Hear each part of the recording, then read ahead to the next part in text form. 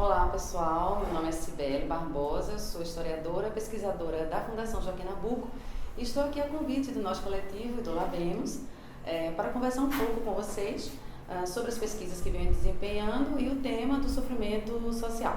Bom, aqui eu vou articular a questão do sofrimento com os estudos da cultura visual. Então, nos últimos anos, esses estudos pesquisadores dessa área têm se empenhado em observar não apenas a dimensão do visual em si, da produção visual, mas a relação entre as imagens, a produção imagética e outros aspectos da sociedade, estruturas sociais que informam esse olhar, que informam essa produção de imagens, que norteiam, que influenciam nossas percepções e nossos julgamentos sociais, nossas sensibilidades. Então, no âmbito do sofrimento, também a percepção daqueles passíveis ou não de serem reconhecidos como corpos que estão em sofrimento passa por questões, por estruturas sociais que estão relacionadas a construções de cunho racial, de gênero,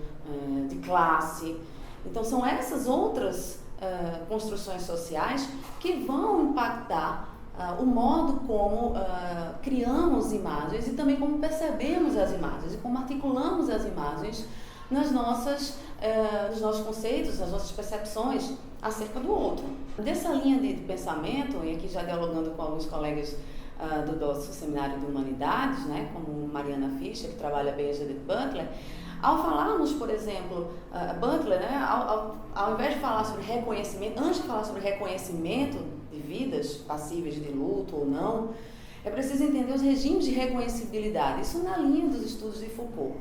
No campo do visual, também os estudos de Foucault sobre regimes de verdade influenciaram pesquisas sobre regimes de visualidade, ou seja, antes de abordarmos o visual em si, os produtos visuais, a produção imagética, precisamos indagar sobre os regimes de visualidade.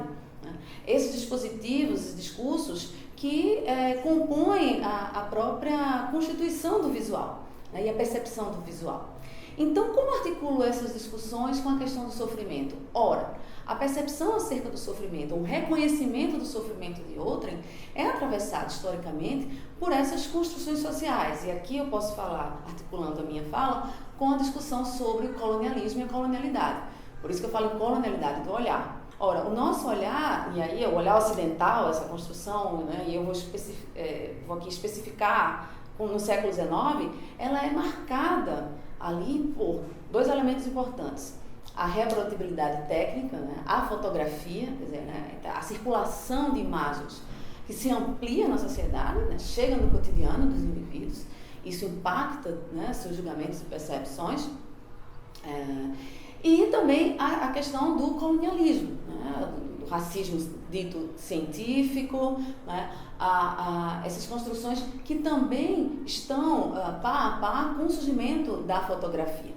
Eu cito esse exemplo ali como historiadora, né, mas para nós pensarmos também a contemporaneidade, ou seja, ao trabalhar o conjunto de imagens que foram exaustivamente produzidas no século XIX e que vão marcar determinados tipos de olhares, principalmente sobre povos não europeus, né, em pleno momento de invasão colonial do continente africano, do continente asiático, né, essas construções do colonialismo são atravessadas por construções imagéticas, né, que também instituem efeitos de real.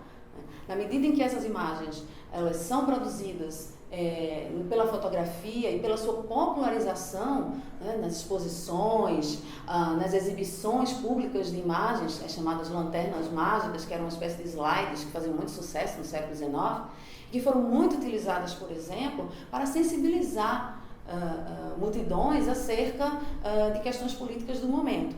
Então, naquele momento, daquela sociedade extremamente marcada pelo colonialismo e pelo racismo dito científico e pela exposição de corpos de indivíduos, né, em exposições, até mesmo nos terríveis zoológicos humanos, como pensar a questão do sofrimento?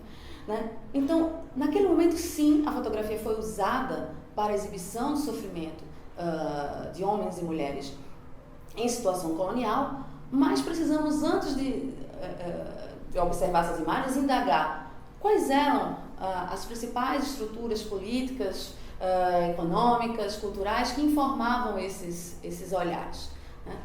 Pois bem, no âmbito do colonialismo, imagens que foram mostradas, por exemplo, com relação ao sofrimento de congoleses, pelo genocida, o rei Leopoldo II, lá em 1904, na grande denúncia do rei Leopoldo II, das atrocidades no Congo, um dos primeiros genocídios da era contemporânea, o processo que instruiu, que serviu de base para a destituição do rei Leopoldo II do Congo, foram as denúncias de atrocidades via fotografia, da missionária Alice C. Harris.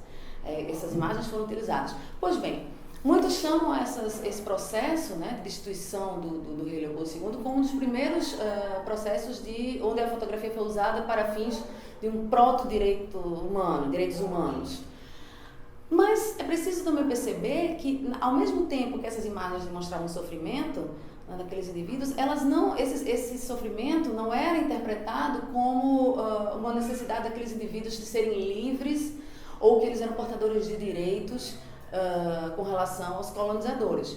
Na verdade, o sofrimento ali foi muito utilizado, espetacularizado, como forma de destituição do rei Leopoldo II, mas também atendia a fins de missionários que queriam ampliar também o seu raio de ação na África.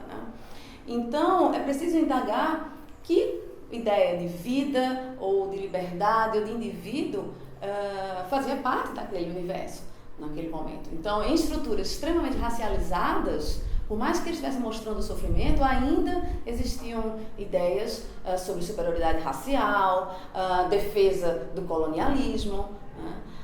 O sofrimento exibido, inclusive, por muitos colonialistas que se diziam abolicionistas, e mostravam o sofrimento, olha aqui a escravidão, eles usaram a própria denúncia da escravidão como forma de justificar o colonialismo na África.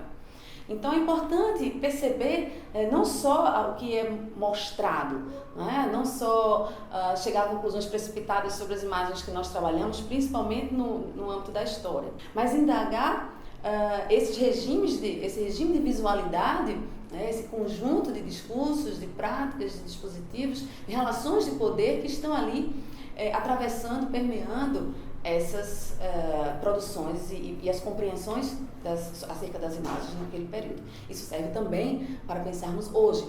Quais são os regimes de visualidade que informam o nosso olhar? É isso, pessoal.